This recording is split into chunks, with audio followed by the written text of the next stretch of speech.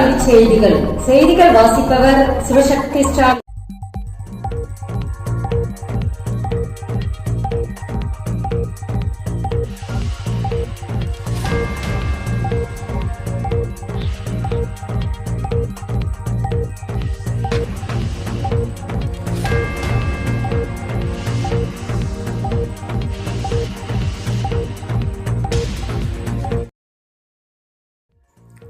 தேசிய தேர்வு முகமை கட்டமைப்பை மாற்ற குழு.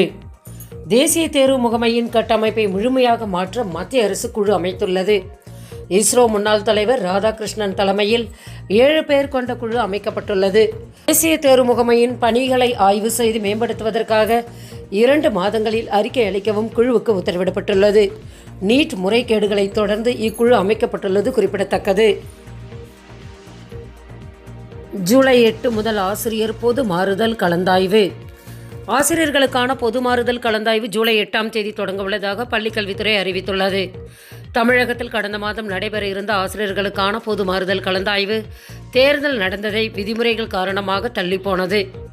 இதனால் அரசு பள்ளிகளில் மாணவர்களுக்கு ஆசிரியர் பற்றாக்குறை ஏற்பட்டுள்ளது. இந்நிலையில் பொது மாறுதல் கலந்தாய்வு ஜூலை 8 முதல் 31ஆம் தேதி வரை நடைபெறும் என தெரிவிக்கப்பட்டுள்ளது. அரசு பள்ளிகளின் அடிப்படை வசதிக்காக ரூபாய் 1000 கோடி பள்ளிக்கல்வித்துறை அறிவிப்பு. தமிழக அரசு பள்ளிகளில் கழிப்பறை, ஆய்வகம், வகுப்பறைகள் கட்டுவதற்கு நடப்பாண்டில் 1000 கோடி ஒதுக்கப்பட்டுள்ளதாக அமைச்சர் அன்பில் மகேஷ் பொய்யாமொழி தெரிவித்துள்ளார். மேலும் பள்ளிகளின் சுற்றுச்சுவர் மற்றும் வகுப்பறை கட்டிடங்களின் சுவர்கள் மேம்படுத்தப்படும் எனவும் குறிப்பிட்டுள்ள அவர், அரசு பள்ளிகளில் புதிய கட்டிடங்கள் கட்டுவதற்கு தேவையான நடவடிக்கை எடுக்கப்படும் என உறுதியளித்துள்ளார். 1563 மாணவர்களுக்கு நாளை நீட் மறுதேர்வு. மருத்துவ படிப்புகளுக்கான நீட் தேர்வு முடிவுகள் கடந்த 4ஆம் தேதி வெளியாகின. இதில் ஹரியானாவில் ஒரே தேர்வு மையத்தில் தேர்வு எழுதிய 6 மாணவர்கள் முழு மதிப்பெண்ணான 720 மதிப்பெண் பெற்றதும் 1563 மாணவர்களுக்கு கருணை மதிப்பெண் வழங்கப்பட்டதும் சர்ச்சையாகி மறுதேர்வு அறிவிக்கப்பட்டது. அதன்படி கருணை மதிப்பெண் வழங்கப்பட்ட மாணவர்களுக்கு நாளை 7 மையங்களில் மீண்டும் தேர்வு நடைபெற உள்ளது. CSIR UGC நெட் தேர்வு ஒத்திவைப்பு.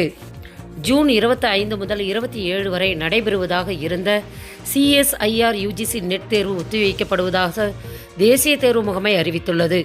தவிர்க்க முடியாத சூழ்நிலைகள் காரணமாக தேர்வு ஒத்திவைக்கப்படுவதாக NTA தெரிவித்துள்ளது. தேர்வுக்கான திருத்தப்பட்ட அட்டவணை விரைவில் வெளியிடப்படும் என்றும் மாணவர்கள் அதை CSIMET.NTA.ac.in என்ற இணையதளத்தில் பார்த்துக் கொள்ளலாம் என்றும் தெரிவித்துள்ளது. செய்திகள் நிறைவடைந்தன. வணக்கம்.